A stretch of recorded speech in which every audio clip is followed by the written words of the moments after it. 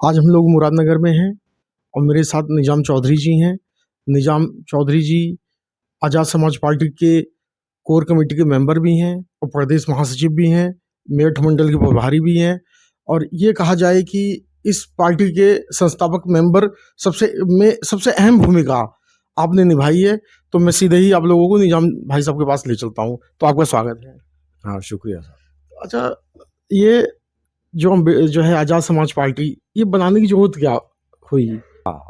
देखिए, बाबा साहब अम्बेडकर ने इस देश का संविधान लिखा और इस संविधान में दलितों, पिछड़ों, अल्पसंख्यकों, हर समाज के लोगों को अधिकार दिया और कहा कि वंचित समाज के लोगों, मैंने ये संविधान लिख दिया है।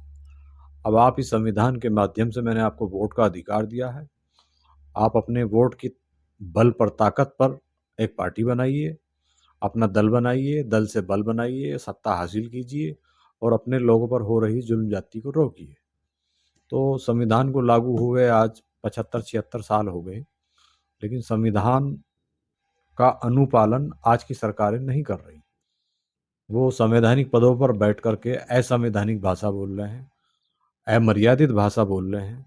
एक समाज को, एक बहुत बड़ा तबका इस देश में जो रह रहा है और अपनी मर्जी से जिसने इस मुल्क को चुना था, उनके खिलाफ जहर उगल रहा है। आज़ाद समाज पार्टी इसलिए बनानी पड़ी क्योंकि बाबा साहब अम्बेडकर ने भी अपने जीते जी रिपब्लिकन पार्टी ऑफ इंडिया बनाई थी।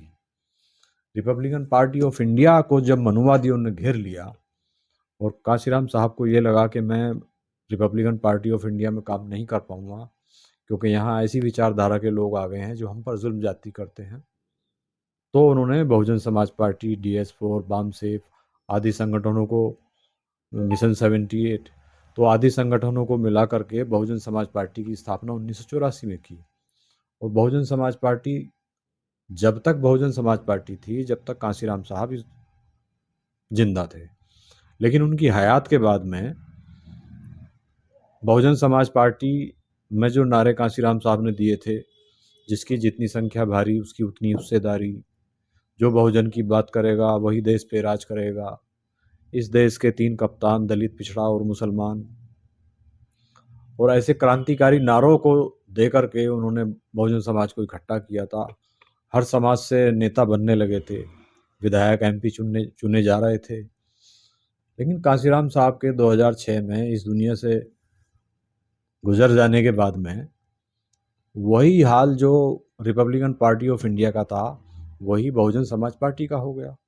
यहाँ मिशन खत्म कर दिया, मिशन को खत्म करके कमीशन पे आ गए। जो बहुजन की बात करेगा, बहुजन खत्म करके सर्वजन पे आ गए। तो जब भाई चंद्रशेखर आज़ाद ने देखा कि यहाँ मिशन कुछ नहीं चल रहा, यहाँ केवल कमीशन रह गया है, वो नारा कि जिसकी जितनी संख्या भारी उसकी उतनी हिस्सेदारी की जगह जिसकी जितनी थैली भारी उसकी उतनी हिस्सेदारी हो गई। और बहुजन समाज पार्टी कहाँ पूरे देश में फैल गई थी, लेकिन बहुजन समाज पार्टी आज एक विधायक पे टिक गई। तो ये आप समझ सकते हैं कि बहुजन समाज पार्टी में मिशन नहीं चल रहा था, लोग निराश थे। कोई ऐसा नेता, कोई ऐसा दल हमारे बीच में आए जो हमारी बात कहे, जो हमारे लिए लड़े, जो हमारे लिए संघर्ष करे, जो हमारे अधिकार हमें दिलवाए।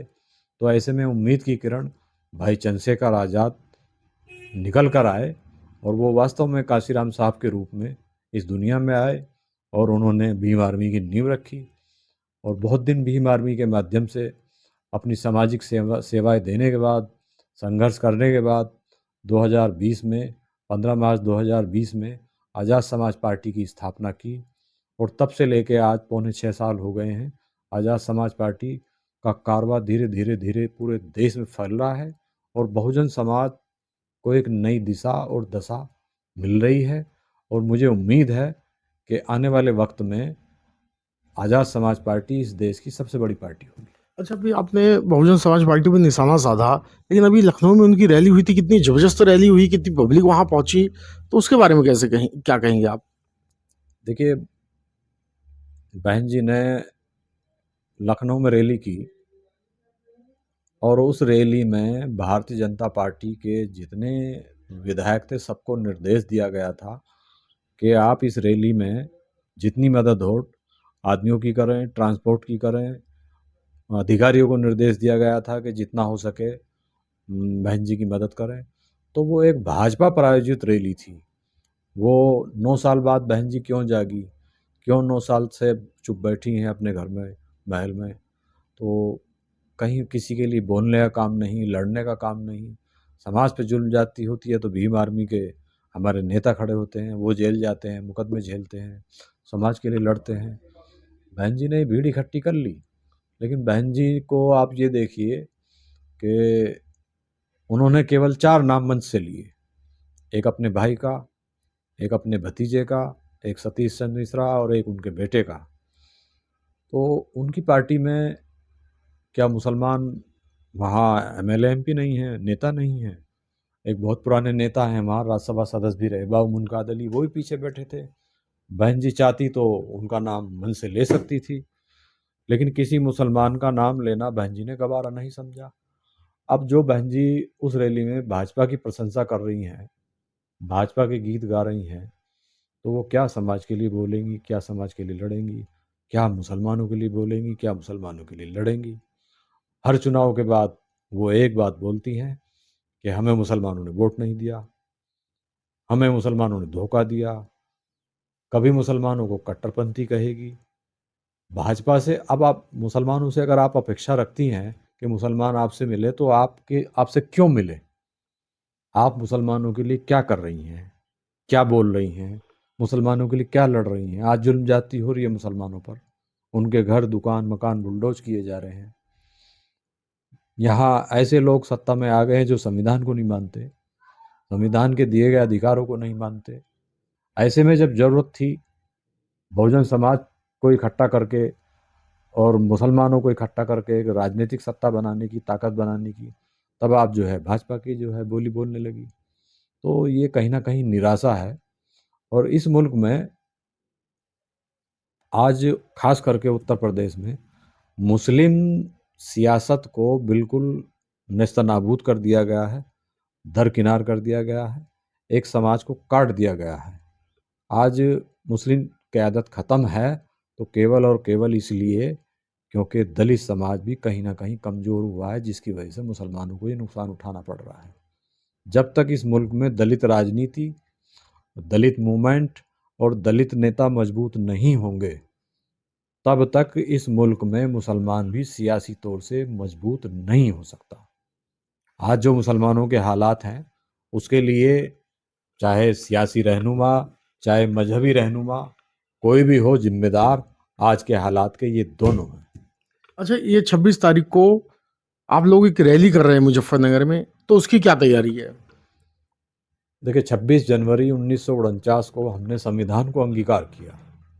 बाबा साहब अम्बेडकर ने संविधान पूर्ण किया।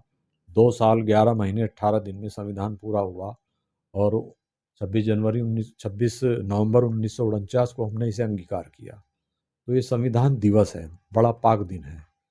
इस दिन हम इस पश्चिमी उत्तर प्रदेश से, जिस पश्चिमी उत्तर प्रदेश में जाटव और मुसलमान एक बहुत बड़ी संख्या में हैं, जो एक राजनीतिक ताकत बन सकते हैं, जो उत्तर प्रदेश को एक राजनीतिक दशा और दिशा दे सकते हैं, और वो देने का काम करेंगे।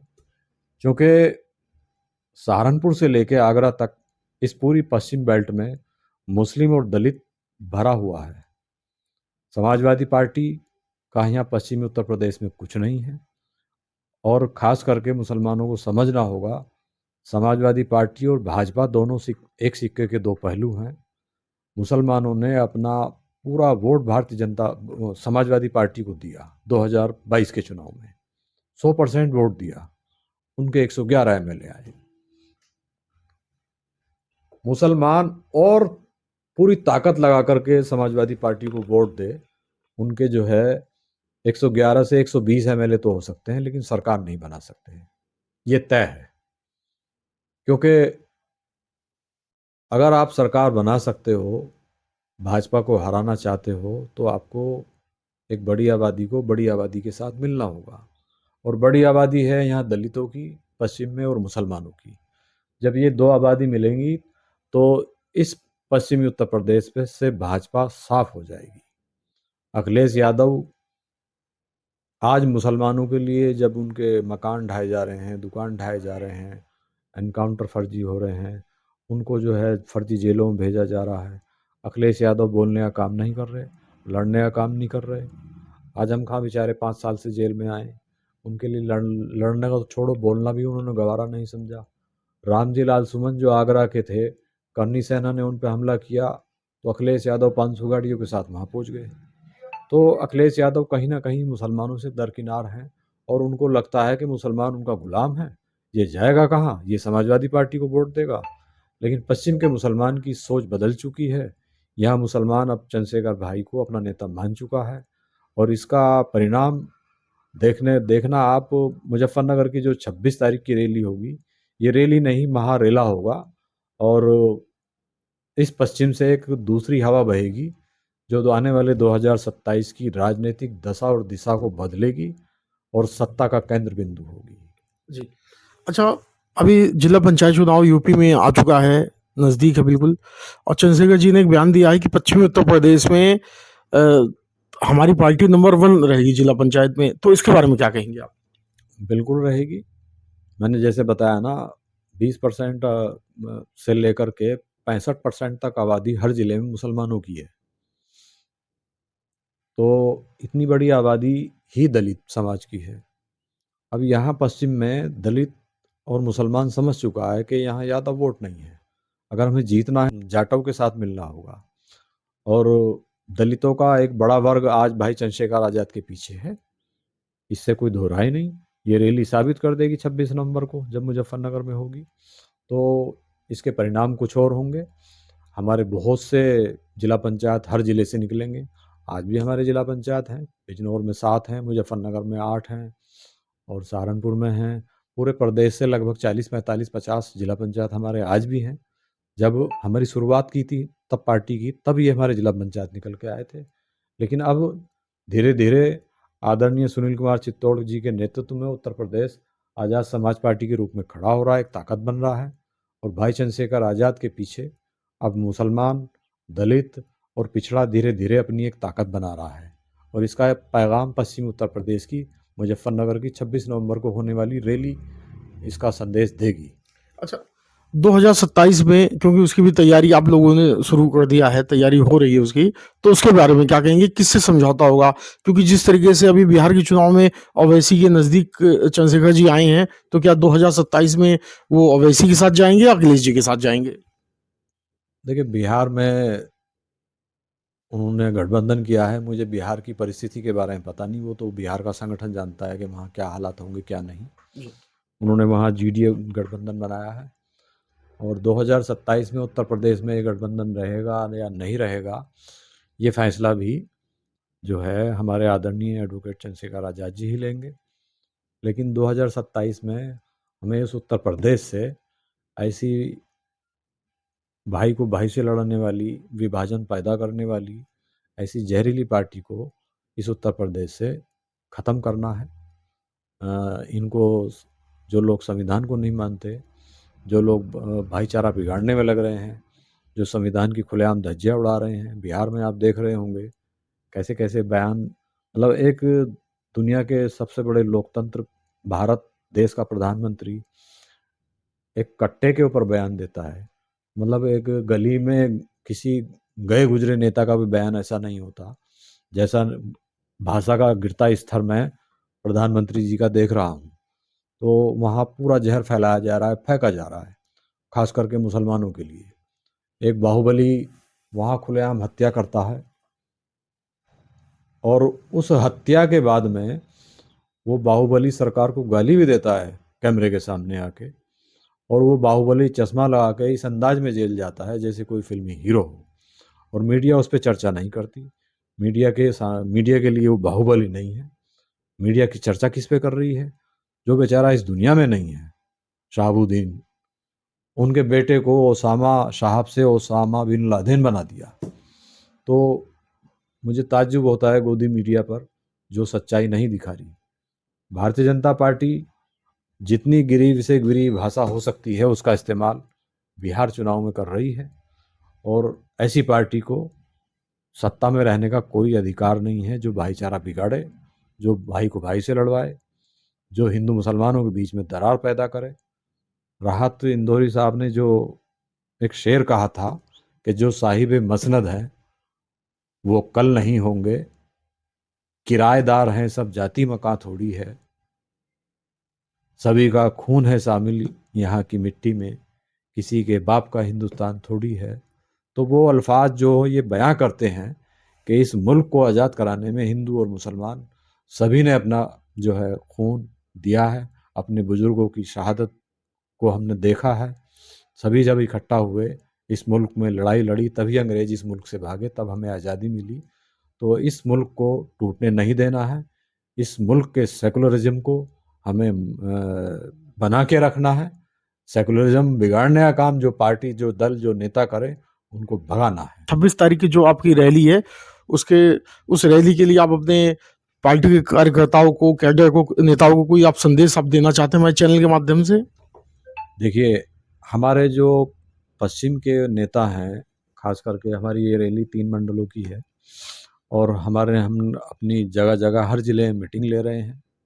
गांव-गांव चलो, पाँव-पाँव चलो, संविधान बचाओ, भाईचारा बनाओ, अधिकार सम्मान रैली। इस रैली का प्रचार प्रसार शुरू हो चुका है। हर जिले में वॉल पेंटिंग का काम शुरू हो गया है, एडवर्टाइजमेंट का काम शुरू हो गया है। हर जिले में कार्यकर्ता गांव-गांव घूम करके जो है इस रैली के लिए प्रचार और प्रसार कर रहे हैं। जो हमारी पार्टी के जिम्मेदार सीनियर नेता हैं, वो दिन रात इस रैली की तैयारी में लगे हुए हैं और मैं समझता हूँ इस रैली में सबसे बड़ा योगदान मुजफ्फरनगर के साथियों का होगा। बाकी जो है आसपास से सभी लोग पहुँचेंगे, तो एक बड़ी रैली और एक कामयाब रैली जो इस आने वाले 2027 की राजनीतिक सत्ता का केंद्र बिंदु होगी, इस पश्चिमी उत्तर प्रदेश से, यहाँ से पूरे उत्तर प्रदेश को पैगाम देगी कि आने वाले नेता, आने वाले मुख्यमंत्री भाई चंद्रशेखर आज़ाद हैं। आने वाली ताकत आज़ाद समाज पार्टी है और ये आज़ाद समाज पार्टी ही यहाँ से आरएसएस और भारतीय जनता पार्टी को ख़त्म कर सकती है।